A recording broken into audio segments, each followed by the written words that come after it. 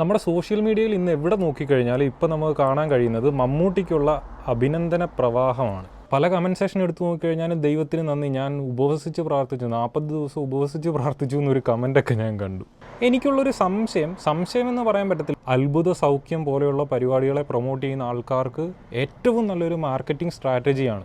അവരിതേപോലെയുള്ള ഇത്രയും അധികം fan following ഉള്ള പോപ്പുലറായിട്ടുള്ള സെലിബ്രിറ്റീസിനെ വല്ലതും ഇങ്ങനെ രക്ഷിച്ചു കഴിഞ്ഞാൽ വരാൻ പോകുന്ന അവരുടെ ഒരു പ്രശസ്തി, അല്ലെങ്കിൽ അവരുടെ ദൈവത്തിന് കിട്ടാൻ പോകുന്നൊരു പോപ്പുലാരിറ്റി ഒന്ന് ആലോചിച്ച് നോക്കിയാൽ ഇത്രത്തോളം കോടാനുകോടി ഫാൻസ് ഉള്ളതാണ് മമ്മൂട്ടിക്ക്. അതിൽ യാതൊരുവിധ സംശയമില്ല. നമുക്കിപ്പോൾ ആ ഒരു പോസ്റ്റ് കാര്യങ്ങൾ കണ്ടാൽ മനസ്സിലാവും. അപ്പോൾ ഇങ്ങനെയുള്ള പോപ്പുലർ വ്യക്തികൾക്ക് എന്തെങ്കിലും മാരക അസുഖം വരുമ്പോൾ അതിനെ ഒരു ചലഞ്ചായി ഏറ്റെടുത്തിട്ട് നമ്മുടെ ഈ രോഗസൗഖ്യം വാഗ്ദാനം ചെയ്യുന്ന പല ഫാക്ടറീസ് ഉണ്ടല്ലോ, കൃപാസനം അല്ലെങ്കിൽ പല പെന്തക്കോസ്റ്റൽ മൂവ്മെൻറ്റ്സ്, എല്ലാ മതത്തിലും അതിൻ്റേതായ ആൾക്കാരുണ്ട്, സൗഖ്യം കൊടുക്കുന്ന ടീമുകൾ.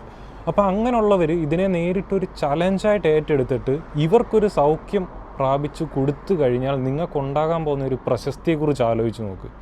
പിന്നിങ്ങനെ നിങ്ങൾ വലിയ ലൗഡ് സ്പീക്കർ വെച്ച് മൈക്കിലൂടെ പ്രസംഗിക്കേണ്ട ആവശ്യമുണ്ടോ?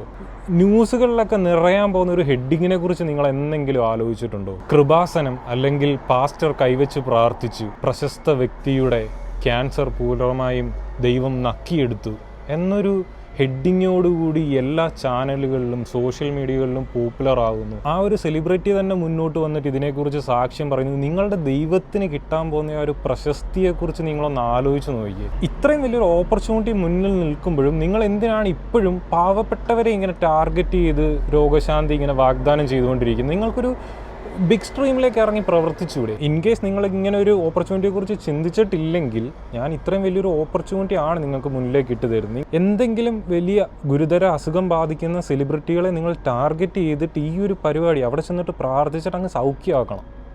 ഇന്ന് സൗഖ്യമാക്കി നാളെ വന്ന് അവർ സാക്ഷ്യം പറഞ്ഞു കഴിഞ്ഞാൽ നിങ്ങളിലേക്ക് വരാൻ പോകുന്ന വിശ്വാസികളുടെ എണ്ണം കണക്കില്ലാത്തതാണ്. അപ്പോൾ ഇതൊരു വെല്ലുവിളിയായി ഏറ്റെടുത്തുകൊണ്ട് എല്ലാ രോഗശാന്തിക്കാരും ഇതിലേക്ക് മുന്നോട്ട് വരണം എന്നാണ് ഞാൻ അഭ്യർത്ഥിക്കുന്നത്. നമുക്ക് ലോകത്തിനെ അങ്ങ് രോഗവിമുക്തമാക്കാം.